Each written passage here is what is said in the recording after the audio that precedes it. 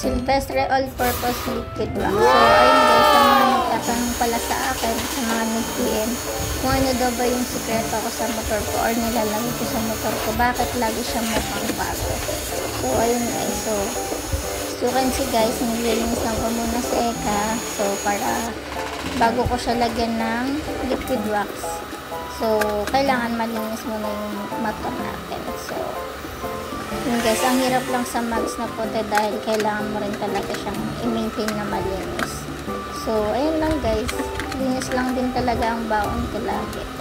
So, kakatapos lang pala ng duty ko dyan guys. So, naisipan ko na bago ako umuwi is linis ako muna sa Eka.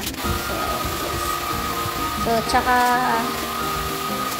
gusto ko rin ipakita sa inyo guys sa mga nagtatanong nga po at sa mga nag-PM sa akin na kung ano daw ba yung nilalagay ko. So, ayun na guys. Ayan. So, linis lang guys. So, ayun nga guys. Ito na yung nilalagay ko. All-purpose liquid. Wow! So, ayun guys. Ang kagandahan pala dito guys is hindi siya kapitin ng alikabok. Bukod sa mabango na. So, ayan. So, ganyan lang din yung pag-spray niya guys. Konti-konti lang din. So, ayan. Apply mo lang. Ganyan lang din ako mag-apply. So, punas. So, tingnan nyo guys. Ganyan pa lang yan guys. Ganyan katikas ang motor. Sekreto ng matitikas ang motor. Oh my God!